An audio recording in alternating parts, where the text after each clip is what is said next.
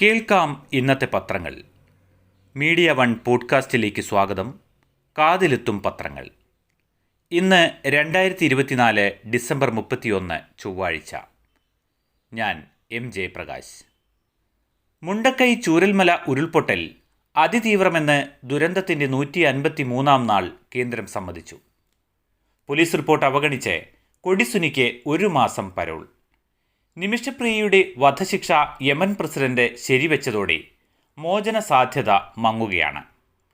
ഇതൊക്കെയാണ് പത്രങ്ങളിൽ ഇന്നത്തെ പ്രധാന തലക്കെട്ടുകൾ. ഉമാ തോമസിൻ്റെ ആരോഗ്യനില ഗുരുതരമായി തുടരുകയാണ്. നോക്കാം പത്രവാർത്തകളിലേക്ക് വിശദമായി. ആദ്യം മാധ്യമത്തിൻ്റെ ലീഡ് വാർത്തയിലേക്ക്. പോലീസ് റിപ്പോർട്ട് തള്ളി പരോൾ. TP ചന്ദ്രശേഖരൻ വധക്കേസ് പ്രതി കൊടിസുനിക്കും കൊല്ലം വിസ്മയ കേസ് പ്രതി കിരണിനുമാണ് 30 ദിവസത്തെ പരോൾ. കൊടിസുനി പുറത്തിറങ്ങി. TP ചന്ദ്രശേഖരൻ വധക്കേസിലെ പ്രതി കൊടിസുനിക്ക് പോലീസ് റിപ്പോർട്ട് തള്ളി പരോൾ. പരോൾ അനുവദിക്കണമെന്നഭ്യർത്ഥിച്ച് സുനിയുടെ മാതാവ് മനുഷ്യാവകാശ കമ്മീഷന് അപേക്ഷ നൽകിയിരുന്നു. കമ്മീഷന്റെ കത്തിൻ്റെ അടിസ്ഥാനത്തിലാണ് ജയിൽ DGP പരോൾ അനുവദിക്കാൻ തീരുമാനമെടുത്തത്. പരോൾ ലഭിച്ചതോടെ കൊടിസുനി ജയിലിൽ നിന്ന് പുറത്തിറങ്ങി. കൊടിസുനി അടക്കം പ്രതികൾക്ക് മുൻപും പരോൾ ലഭിക്കുകയും വിവാദമാവുകയും ചെയ്തിരുന്നു. സ്ഥിരം കുറ്റവാളികൾ, ഇന്ത്യൻ ശിക്ഷാ നിയമം 392 മുതൽ 402 വരെയുള്ള വകുപ്പുകൾ പ്രകാരം ശിക്ഷിക്കപ്പെട്ടവർ, ബലാത്സംഗ കേസ് പ്രതികൾ, വധശിക്ഷയ്ക്ക് വിധിക്കപ്പെട്ടവർ, അപകടകാരികളായ തടവുകാർ, ഗുരുതര ജയിൽ നിയമലംഘനം നടത്തിയവർ, മാനസിക പ്രശ്നമുള്ളതും പകർച്ചവ്യാധിയുള്ളതുമായ തടവുകാർ, ദേശീയ സുരക്ഷയുമായി ബന്ധപ്പെട്ട് ശിക്ഷിക്കപ്പെട്ടവർ എന്നിവർക്ക് പരോൾ അനുവദിക്കരുതെന്നാണ് നിയമം. TP കേസിലെ പ്രതികൾക്ക് ഇത് പാലിക്കാതെ പരോൾ അനുവദിച്ചെന്ന ആക്ഷേപമുയർന്നെങ്കിലും സർക്കാർ അവഗണിക്കുകയായിരുന്നു. ഒരു പരോളിന് ശേഷം 2 മാസം പിന്നിട്ടപ്പോൾ വീണ്ടും സുനിക്ക് പരോൾ അനുവദിച്ചു. 2019 പരോളിനിടെ യുവാവിനെ ഭീഷണിപ്പെടുത്തിയെന്ന കേസിൽ കൊടിസുനിക്കെതിരെ കേസെടുത്തിരുന്നു. ഹൈക്കോടതി ജീവപര്യന്തം തടവിന് ശിക്ഷിച്ച പ്രതികളെ വിട്ടയക്കാൻ നടത്തിയ നീക്കം വിവാദവുമായി. പ്രതികളുടെ അപ്പീൽ തള്ളി ശിക്ഷ വർദ്ധിപ്പിച്ച ഹൈക്കോടതി 20 വർഷം വരെ ശിക്ഷാ ഇളവ് പാടില്ലെന്നും വിധിച്ചു. ഇതവഗണിച്ചാണ് ശിക്ഷാ ഇളവ് നൽകാനുള്ള പട്ടികയിൽ TP വധക്കേസ് പ്രതികളെയും ഉൾപ്പെടുത്തിയത്. വിഷയം നിയമസഭയിലെത്തുമെന്ന് കണ്ട് ജയിൽ ഉദ്യോഗസ്ഥരെ സസ്പെൻഡ് ചെയ്ത് സർക്കാർ അന്ന് തടിയൂരുകയായിരുന്നു. കിരണും പുറത്തേക്ക്. പോലീസ് റിപ്പോർട്ട് എതിരായിട്ടും വിസ്മയ കേസിലെ പ്രതിക്കും പരോൾ. സ്ത്രീധന പീഡനത്തെ തുടർന്ന് കൊല്ലം നിലമേൽ സ്വദേശി വിസ്മയ ആത്മഹത്യ ചെയ്ത കേസിലെ പ്രതി കിരണിനും 30 ദിവസത്തെ പരോളാണ് ജയിൽ DGP അനുവദിച്ചത്. പൂജപ്പുര സെൻട്രൽ ജയിലിൽ 10 വർഷത്തെ തടവ് ശിക്ഷ അനുഭവിച്ചു വരുന്ന കിരൺ ആദ്യം പരോളിനായി അപേക്ഷ നൽകിയെങ്കിലും പോലീസ് റിപ്പോർട്ടും പ്രൊബേഷൻ റിപ്പോർട്ടും എതിരായതിനാൽ ജയിൽ സൂപ്രണ്ട് പരിഗണിച്ചില്ല. വീണ്ടും അപേക്ഷ നൽകിയപ്പോൾ പോലീസ് റിപ്പോർട്ട് എതിരായിരുന്നു. എന്നാൽ പ്രൊബേഷൻ റിപ്പോർട്ട് അനുകൂലമായി. ഇതോടെ സൂപ്രണ്ട് അപേക്ഷ ജയിൽ മേധാവിയുടെ പരിഗണനയ്ക്ക് കൈമാറി. തുടർന്നാണ് ജയിൽ DGP 30 ദിവസത്തെ പരോൾ അനുവദിച്ചത്.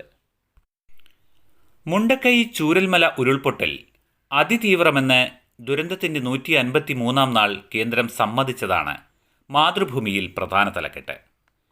വയനാട്ടിലെ മുണ്ടക്കൈ ചൂരൽമല ഉരുൾപൊട്ടലുണ്ടായി 153-ാം ദിവസം ദുരന്തം അതിതീവ്ര സ്വഭാവമുള്ളതെന്ന് സമ്മതിച്ച് കേന്ദ്ര സർക്കാർ. മേപ്പാടിയിലെ ഉരുൾപൊട്ടലിൻ്റെ തീവ്രതയും വ്യാപ്തിയും കണക്കിലെടുത്ത് അതിതീവ്ര സ്വഭാവമുള്ള ദുരന്തമായി കേന്ദ്ര മന്ത്രിതല സംഘം പരിഗണിച്ചിട്ടുണ്ടെന്ന് ആഭ്യന്തര മന്ത്രാലയം അറിയിച്ചു.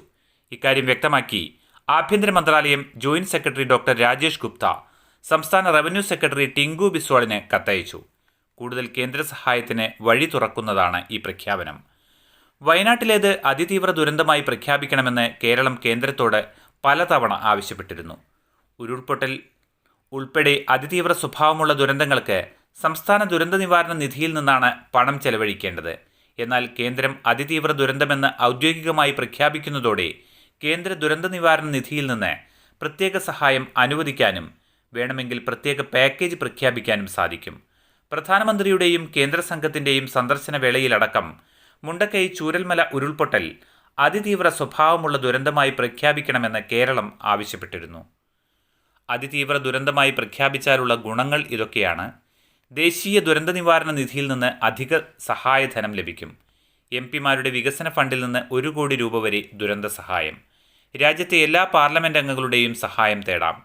അന്താരാഷ്ട്ര സംഘടനകളിൽ നിന്നും ബഹുരാഷ്ട്ര സ്ഥാപനങ്ങളിൽ നിന്നും പുനരധിവാസ സഹായം തേടാം. ബാങ്കുകൾക്ക് ദുരന്തബാധിതരുടെ കടം എഴുതിത്തള്ളാനുമാകും. നിമിഷപ്രിയയുടെ വധശിക്ഷ അംഗീകരിച്ച് യമൻ പ്രസിഡന്റ്. 1 മാസത്തിനകം നടപ്പായേക്കും എന്ന വാർത്ത മലയാള മനോരമയുടെ 1-ാം പേജിൽ. യമൻ പൗരനെ വധിച്ച കേസിൽ മലയാളി നഴ്സ് നിമിഷപ്രിയയുടെ വധശിക്ഷ യമൻ പ്രസിഡന്റ് ശരിവെച്ചു. തലാൽ അബ്ദു മഹ്ദി എന്ന യുവാവ് കൊല്ലപ്പെട്ട കേസിൽ ശിക്ഷിക്കപ്പെട്ട് യമൻ തലസ്ഥാനമായ സനായിലെ ജയിലിൽ 2017 മുതൽ കഴിയുകയാണ് പാലക്കാട് ചിറ്റലഞ്ചേരി സ്വദേശി നിമിഷപ്രിയ. വധശിക്ഷ 1 മാസത്തിനകം നടപ്പാക്കുമെന്നാണ് വിവരം.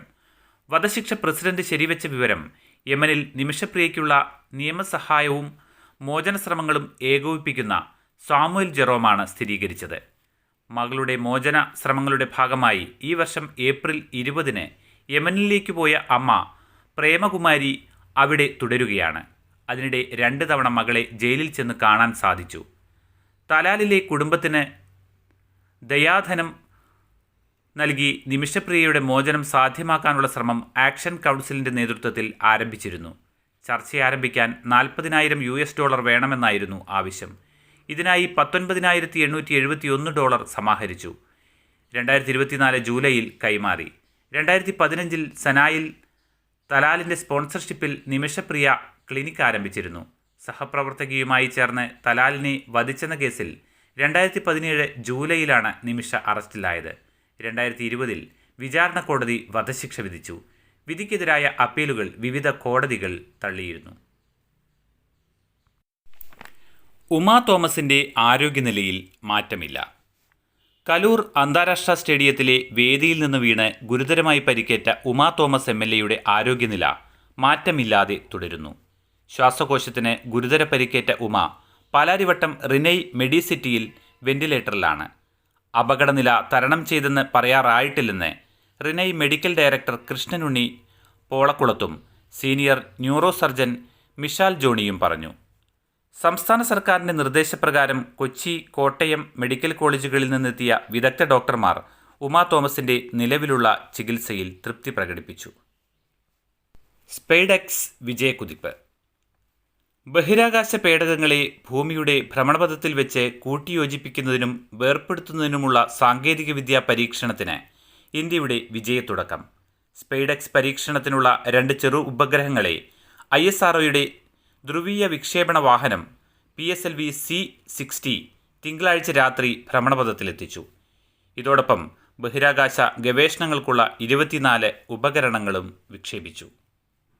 മുൻ അമേരിക്കൻ പ്രസിഡന്റും സമാധാന നൊബേൽ പുരസ്കാര ജേതാവുമായ ജിമ്മി കാർട്ടർ അന്തരിച്ച വാർത്ത മാധ്യമത്തിൻ്റെ 1-ാം പേജിൽ തന്നെയുണ്ട്. അദ്ദേഹത്തിന് 100 വയസ്സായിരുന്നു. 1977 മുതൽ 81 വരെ അമേരിക്കയുടെ 39ാമത്തെ പ്രസിഡന്റായ കാർട്ടർ ഞായറാഴ്ചയാണ് വിടവാങ്ങിയത്. സംസ്കാരം ഔദ്യോഗിക ബഹുമതികളോടെ ജനുവരി 9-ന് വാഷിംഗ്ടണിലാണ്. ഏറ്റവും കൂടുതൽ കാലം ജീവിച്ച അമേരിക്കൻ പ്രസിഡന്റായിരുന്നു. അസുഖബാധിതനായി കഴിഞ്ഞ വർഷം മുതൽ ജോർജിയയിലെ വീട്ടിൽ സ്നേഹപരിചരണത്തിലായിരുന്നു.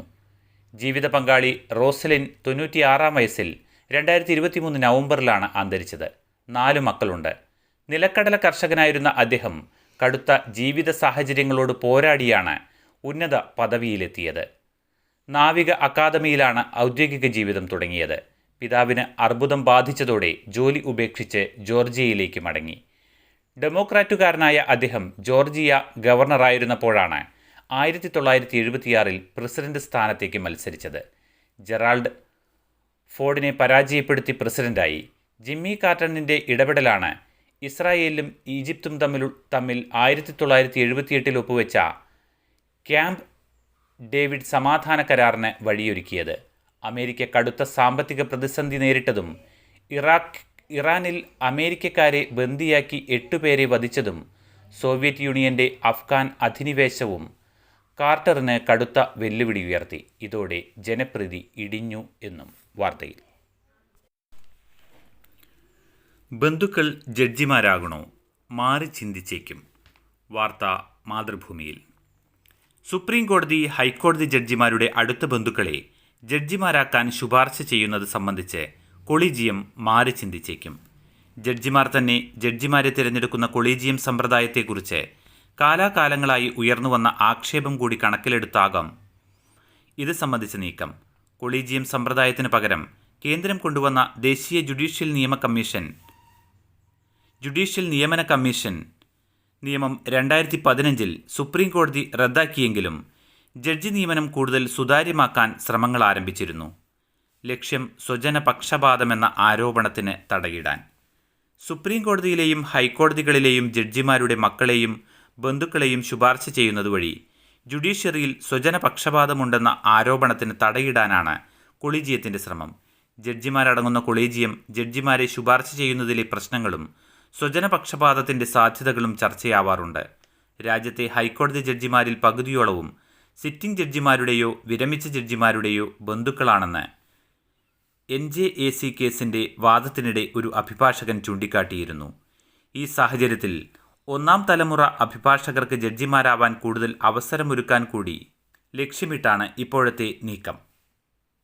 ഉമാ തോമസിനുണ്ടായ അപകടം, 3 പേർ അറസ്റ്റിൽ. കലൂർ സ്റ്റേഡിയത്തിലെ 15 അടി ഉയരമുള്ള താൽക്കാലിക വേദിയിൽ നിന്ന് വീണ് ഉമാ തോമസ് MLAക്ക് ഗുരുതരമായി പരിക്കേറ്റ സംഭവത്തിൽ 3 പേർ അറസ്റ്റിൽ. Mridanga vision CEO Shameer Abdul Rahim, event India proprietor MT Krishnakumar, stage നിർമ്മിച്ച മുളന്തുരുത്തി സ്വദേശി ബെന്നി എന്നിവരാണ് അറസ്റ്റിലായത്. പരിപാടിയുടെ സംഘാടനത്തിൽ ഗുരുതര പിഴവ് കണ്ടെത്തിയ സാഹചര്യത്തിലാണ് നടപടി. കേസിൽ വരും ദിവസങ്ങളിൽ കൂടുതൽ അറസ്റ്റിന് സാധ്യതയുണ്ട്. മൃദംഗ വിഷനായിരുന്നു മെഗാ ഭരതനാട്യം ഇവന്റിൻ്റെ സംഘാടകർ. ഇവർ ഇത് ഓസ്കർ ഇവന്റ് മാനേജ്മെന്റ് ഉടമ ഗിരീഷ് എന്നയാൾക്ക് നടത്തിപ്പ് കരാർ നൽകി. ഓസ്കറിൽ നിന്ന് ഉപകരാർ ഏറ്റെടുത്തത് ഇവന്റ്സ് ഇന്ത്യയായിരുന്നു.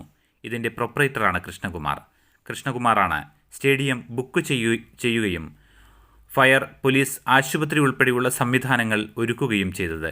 സുരക്ഷാ വീഴ്ചയെക്കുറിച്ച് പോലീസ്, പൊതുമരാമത്ത് വകുപ്പ്, അഗ്നിരക്ഷാ സേനകൾ സംയുക്തമായി അന്വേഷണം തുടങ്ങി. ഉദ്യോഗസ്ഥർ തിങ്കളാഴ്ച സ്ഥലം സന്ദർശിച്ച് വിവരങ്ങൾ ശേഖരിച്ചു. ഉടൻ റിപ്പോർട്ട് നൽകും. പരിപാടിയുടെ സംഘാടനം മുതൽ നടത്തിപ്പ് വരെയുള്ള ഏതെല്ലാം കാര്യങ്ങളിലാണ് പിഴവുണ്ടായതെന്ന് വിശദമായി പരിശോധിക്കുമെന്ന് city police commissioner Putta Vimaladitya വ്യക്തമാക്കി. മന്ത്രിമാർ ഉൾപ്പെടെയുള്ള VIP പങ്കെടുക്കുന്ന വേദി മാനദണ്ഡങ്ങൾ പാലിച്ചല്ല നിർമ്മിച്ചതെന്ന് കണ്ടെത്തിയിരുന്നു. ഞായറാഴ്ച രാത്രി തന്നെ അപകടമുണ്ടായ സ്ഥലം പോലീസ് പരിശോധിച്ചു. 55 അടി നീളമുള്ള സ്റ്റേജിൽ 8 അടി വീതിയിലാണ് കസേരകളിടാൻ സ്ഥലമൊരുക്കിയത്. ദുർബലമായ ബാരിക്കേഡ്സ് ഉപയോഗിച്ചായിരുന്നു മുകളിൽ കൈവരിയൊരുക്കിയത്. മനുഷ്യജീവനോ മറ്റുള്ളവരുടെ സുരക്ഷയോ അപകടപ്പെടുത്തുന്ന തരത്തിൽ അശ്രദ്ധമായി പ്രവൃത്തി ചെയ്തതിനുള്ള വകുപ്പുകൾ ചുമത്തിയാണ് കേസ്. റഹീമിൻ്റെ മോചനം നീളും. റിയാദ് കോടതിയിൽ കേസ് വീണ്ടും മാറ്റി. അടുത്ത സിറ്റിംഗ് ജനുവരി 15 രാവിലെ 8 മണിക്ക്. സൗദി ബാലൻ കൊല്ലപ്പെട്ട കേസിൽ 18 വർഷമായി റിയാദിലെ ജയിലിൽ കഴിയുന്ന കോഴിക്കോട് ഫറൂഖ് കോടമ്പുഴ സ്വദേശി മച്ചിലകത്ത് അബ്ദുൾ റഹീമിൻ്റെ മോചനം വൈകും. തിങ്കളാഴ്ച രാവിലെ 11:30 റിയാദ് ക്രിമിനൽ കോടതിയിൽ നടന്ന സിറ്റിംഗിൽ കേസ് പരിഗണിച്ചെങ്കിലും കൂടുതൽ പഠനങ്ങൾ ആവശ്യമെന്ന് പറഞ്ഞ് മാറ്റിവെക്കുകയായിരുന്നു. ഇനി കേസ് പരിഗണിക്കുന്നത് ജനുവരി 15 രാവിലെ 8 അന്ന് അന്തിമ തീരുമാനമുണ്ടാകുമെന്ന് കരുതുന്നു. മോചനകാര്യത്തിൽ തീരുമാനമെടുക്കാനുള്ള 5ാമത്തെ കോടതി സിറ്റിംഗാണ് തിങ്കളാഴ്ച നടന്നത്. ഡിസംബർ 12 സാങ്കേതിക കാരണങ്ങളാൽ മുടങ്ങിയതിനെ തുടർന്നാണ് 30 മാറ്റിയത്. 1.5 കോടി സൗദി റിയാൽ ദിയാദനം നൽകുകയും കോടതി വധശിക്ഷ ഒഴിവാക്കുകയും ചെയ്തെങ്കിലും പബ്ലിക് റൈറ്റ് പ്രകാരമുള്ള കേസിൽ തീർപ്പുണ്ടാവാത്തതിനാൽ മോചനകാര്യത്തിൽ അനിശ്ചിതത്വം തുടരുകയായിരുന്നു. ഇതിനുവേണ്ടിയുള്ള ആദ്യ സിറ്റിംഗ് ഒക്ടോബർ 21 ആണ് നടന്നത്. എന്നാൽ ബെഞ്ച് മാറിയെന്നും വധശിക്ഷ ഒഴിവാക്കിയ ബെഞ്ച് തന്നെയാണ് മോചനകാര്യത്തിലും തീരുമാനമെടുക്കേണ്ടതെന്നും അറിയിച്ച് കോടതി കേസ് മാറ്റിവെക്കുകയായിരുന്നു. തുടർന്ന് കഴിഞ്ഞ നവംബർ 17 വധശിക്ഷ ഒഴിവാക്കിയ അതേ ബെഞ്ച് കേസ് പരിഗണിച്ചു. എന്നാൽ വിഷയം സൂക്ഷ്മമായി പരിശോധിക്കേണ്ടതിനാൽ കൂടുതൽ സമയം ആവശ്യപ്പെട്ട് കോടതി ഡിസംബർ 8 മാറ്റുകയായിരുന്നു. വനം വകുപ്പിനെ വട്ടം കറക്കിയ സീനത്ത് പിടിയിൽ. 3 സംസ്ഥാനങ്ങളിലൂടെ 300-ലധികം കിലോമീറ്ററാണ് സീനത്ത് എന്ന പേരുള്ള കടുവ സഞ്ചരിച്ചത്. വനം വകുപ്പിനെ ദിവസങ്ങളോളം വട്ടം കറക്കിയ കടുവ ഒടുവിൽ പിടിയിൽ. 3 സംസ്ഥാനങ്ങളിലൂടെ 300-ലധികം കിലോമീറ്ററാണ് സീനത്ത് എന്ന കടുവയെ തേടി വനംവകുപ്പ് ഉദ്യോഗസ്ഥർ സഞ്ചരിച്ചത്. ഒഡീഷയിലെ സിമിലിപാലിൽ നിന്ന് ആരംഭിച്ച പശ്ചിമബംഗാളിലെ ഗോപാൽപുരിയിൽ വെച്ച് സീനത്ത് പിടിയിലാകുന്നതുവരെ സർവത്ര അനിശ്ചിതത്വങ്ങളും ആശങ്കകളും നിറഞ്ഞ യാത്ര. റിസർവിലെ കടുവകളുടെ ജീൻ പൂൾ ശക്തിപ്പെടുത്തുന്നതിനുള്ള പരിപാടിയുടെ ഭാഗമായി നവംബർ 14-നാണ് മഹാരാഷ്ട്രയിലെ തഡോബ അന്ധാരി ടൈഗർ റിസർവിൽ നിന്ന് 3 വയസ്സുള്ള സീനത്തിനെ സിമിലിപാൽ ടൈഗർ റിസർവിൽ എത്തിച്ചത്. തുടർന്ന് വനത്തിൽ തുറന്നുവിടപ്പെട്ട സീനത്ത് ഡിസംബർ 8-ന് ഝാർഖണ്ഡിലേക്ക് നീങ്ങുകയായിരുന്നു. ഝാർഖണ്ഡിലെ ചകുലിയ മേഖലയിൽ ഒരാഴ്ചയിലേറെ കറങ്ങി നടന്ന സീനത്ത് പശ്ചിമബംഗാളിലെ ജാർഗ്രാമിൽ പ്രവേശിച്ചു. പിന്നീട് പുരൂലിയയിലെ ബുന്ദ്വാനിലേക്കും അവിടെ നിന്ന് അതേ ജില്ലയിലെ മൻബസാറിലേക്കും നീങ്ങി. ഞായറാഴ്ച രാവിലെയാണ് കടുവ ബാങ്കുരയിലെ റാണിബന്ദ് മേഖലയിലേക്ക് കടന്നത്. ഒടുവിൽ പിടികൂടുമ്പോൾ പശ്ചിമബംഗാൾ, ഝാർഖണ്ഡ്, ഒറീസ എന്നിവയുടെ അതിർത്തികളിലൂടെ 300 കിലോമീറ്ററിലധികം കടുവ സഞ്ചരിച്ചിരുന്നു. ഇന്ന് സന്തോഷ് ട്രോഫി ഫുട്ബോളിൽ ഫൈനൽ മത്സരമാണ്. കേരളം ബംഗാളിനെയാണ് നേരിടുന്നത്. കേരളത്തിൻ്റെ ലക്ഷ്യം 8ാം കിരീടമാണ്. ഒരേയൊരു ജയം മതി 8ാം തവണയും സന്തോഷ് ട്രോഫി കിരീടത്തിൽ മുത്തമിടാൻ. പിന്നെ പുതുവർഷം ആഘോഷിച്ചു തിമിർക്കാൻ. കേരള ടീമിനൊപ്പം ആരാധകരും വിജയത്തിനായി കാത്തിരിക്കുകയാണ്. ചൊവ്വാഴ്ച സന്തോഷ് ട്രോഫി ഫൈനലിൽ ബംഗാളിനെയാണ് കേരളം നേരിടുന്നത്. ഗച്ചിബൗളി സ്റ്റേഡിയത്തിൽ രാത്രി 7:30-നാണ് കിരീട പോരാട്ടം. കേരളം 16ാം ഫൈനലിലാണ് ഇറങ്ങുന്നത്. ബംഗാളിനാവട്ടെ 47ാം കലാശപ്പോരാണ്. ബംഗാളിൻ്റെ അക്കൗണ്ടിൽ 32 കിരീടമുണ്ട്. കേരളത്തിന് 7 വിജയങ്ങളും. ഇത്തവണ അപരാജിതരായിട്ടാണ് കേരളം ഫൈനൽ കളിക്കാൻ ഇറങ്ങുന്നത് എന്നും ഹൈദരാബാദിൽ നിന്ന് മിഥുൻ ഭാസ്കർ എഴുതുന്നു. ഇനി കരുവന്നൂരിലെ നിക്ഷേപകരുടെ ആശങ്കയെക്കുറിച്ചുള്ള വാർത്തയിലേക്കാണ്. ലേലവസ്തുക്കൾ വാങ്ങാൻ ഒട്ടേറെ നിക്ഷേപകർ, നൽകാതെ ബാങ്ക്. കോടികളുടെ തട്ടിപ്പ് നടന്ന കരുവന്നൂർ സഹകരണ ബാങ്ക് കൈവശമാക്കിയതും കുടിശ്ശികയുള്ളതുമായ വസ്തുക്കൾ വാങ്ങാൻ ബാങ്കിലെ നിക്ഷേപകർ എത്തുന്നുണ്ടെങ്കിലും തയ്യാറാകാതെ ബാങ്കിൽ സ്ഥിര നിക്ഷേപമുണ്ടായിട്ടും പണം കിട്ടാത്തവരാണ് ഈ തുക ഉപയോഗിച്ച് വസ്തുക്കൾ വാങ്ങി നിക്ഷേപ തുക അഡ്ജസ്റ്റ് ചെയ്യാൻ തയ്യാറായി വരുന്നത്. ബന്ധുക്കളുടെയും പരിചയക്കാരുടെയും കുടിശ്ശിക ഏറ്റെടുക്കാനും തയ്യാറായെത്തുന്ന സ്ഥിര നിക്ഷേപകരുണ്ട്.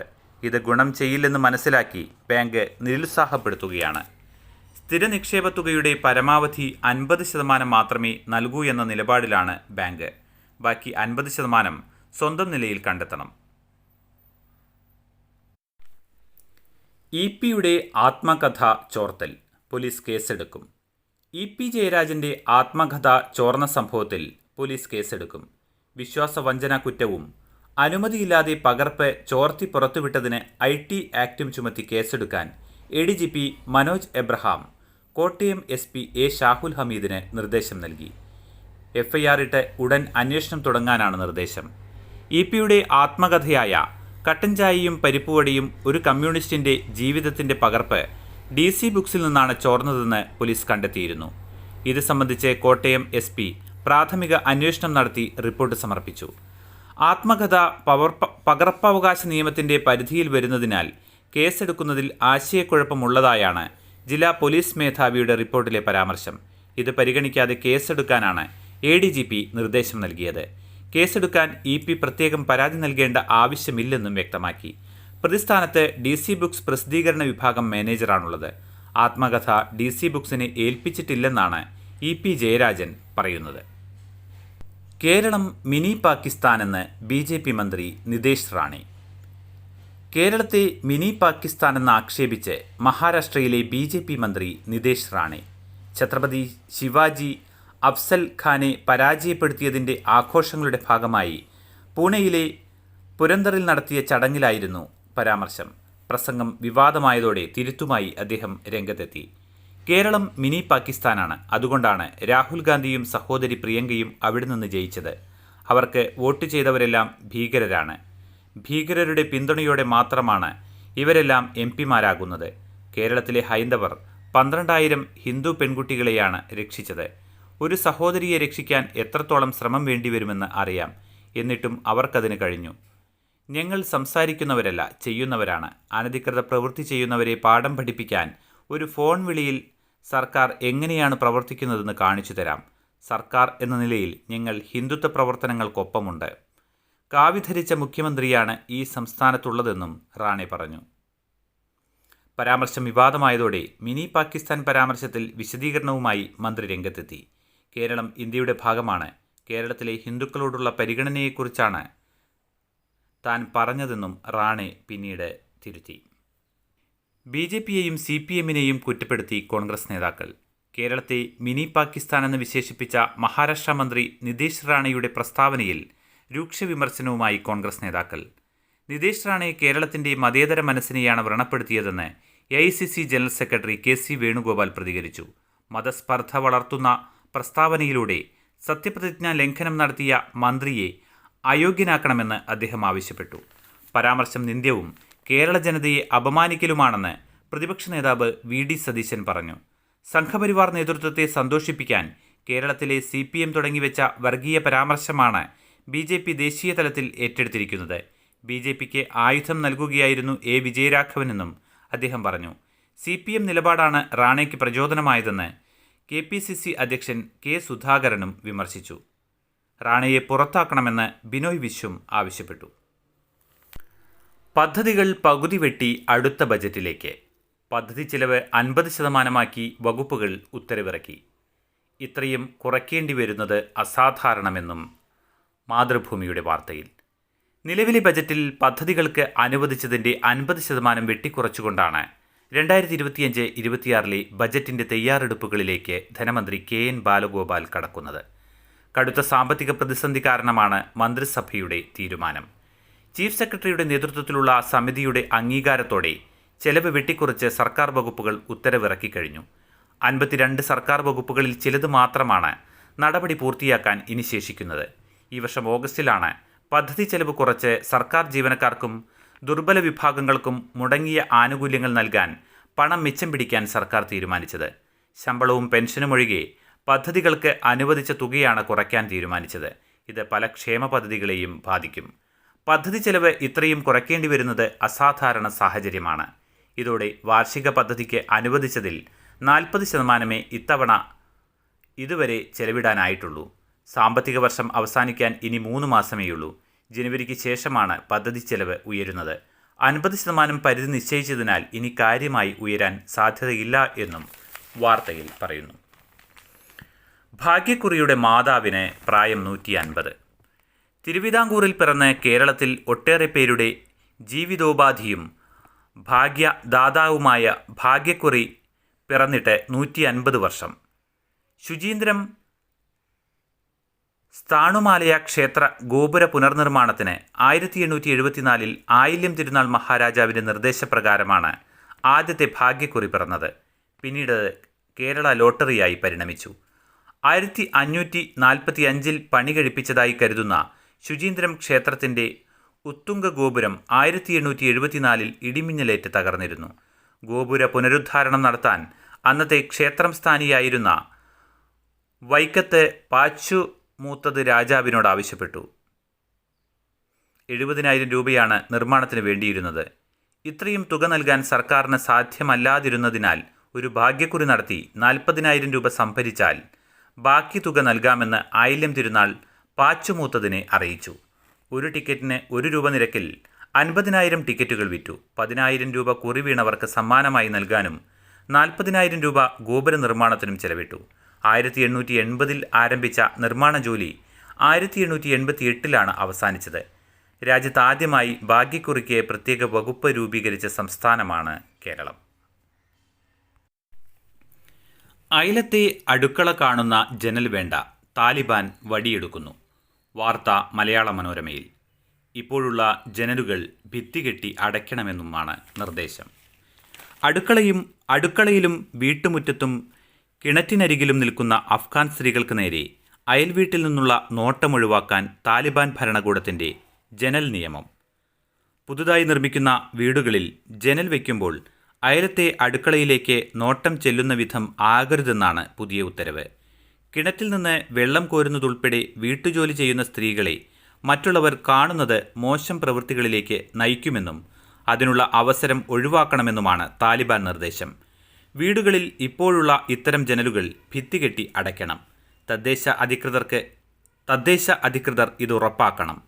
പെൺകുട്ടികൾക്ക് വിദ്യാഭ്യാസ വിലക്ക് ഉൾപ്പെടെ താലിബാന്റെ നടപടികൾ വിമർശനത്തിന് ഇടയാക്കിയിരിക്കെ സ്ത്രീ വിവേചന നിലപാടുള്ള പുതിയ നിയമവും ചർച്ചയായി.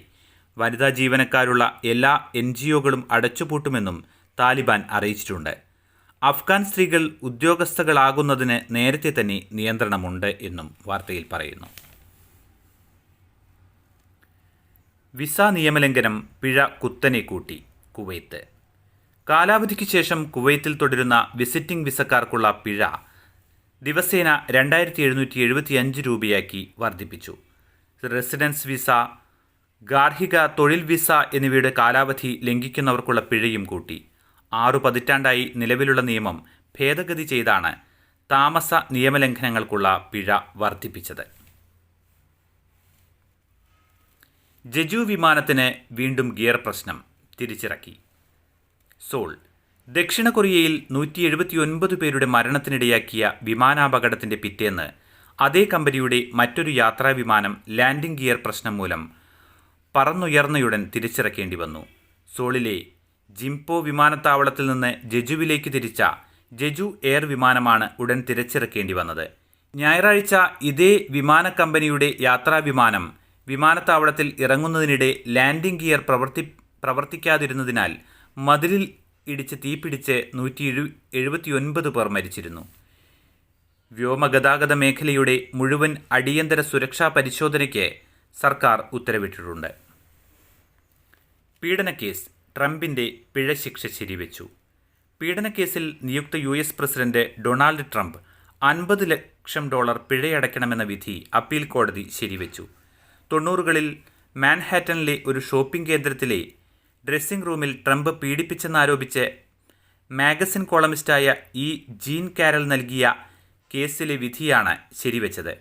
പീഡന ആരോപണം ഉന്നയിച്ചതിന് ശേഷം ട്രംപ് നടത്തിയ പ്രസ്താവനകൾക്കെതിരെ മാനനഷ്ട കേസും ഇവർ നൽകിയിരുന്നു. രണ്ടാം വിചാരണയ്ക്ക് ശേഷം $8.33 കോടി കൂടി പിഴ വിധിച്ചിരുന്നു. UAEയിൽ പൊതുമാപ്പ് ഇന്ന് തീരും, ഇനി നാടുകടത്തൽ. UAEയിൽ 4 മാസം നീണ്ട പൊതുമാപ്പ് ഇന്ന് അവസാനിക്കുന്നതോടെ നിയമലംഘകരെ കണ്ടെത്താനുള്ള പരിശോധന നാളെ മുതൽ ഊർജിതമാക്കും. 2.5 ലക്ഷത്തോളം പേരാണ് ഇത്തവണ പൊതുമാപ്പ് പ്രയോജനപ്പെടുത്തിയത്. 55,200 പേർക്ക് എക്സിറ്റ് പെർമിറ്റും നൽകി. 41,000 പേർ ഇതിനകം രാജ്യം വിട്ടു. 1.8 ലക്ഷത്തിലേറെ പേർ രേഖകൾ ശരിയാക്കി രാജ്യത്ത് തന്നെ തുടരും. പൊതുമാപ്പ് കാലാവധിക്ക് ശേഷം പിടിയിലാകുന്നവർക്ക് ആജീവനാന്ത വിലക്കേർപ്പെടുത്തി നാടുകടത്തും. ഇവർക്ക് UAEയിലേക്ക് തിരിച്ചുവരാനാകില്ലെന്നും അധികൃതർ അറിയിച്ചു.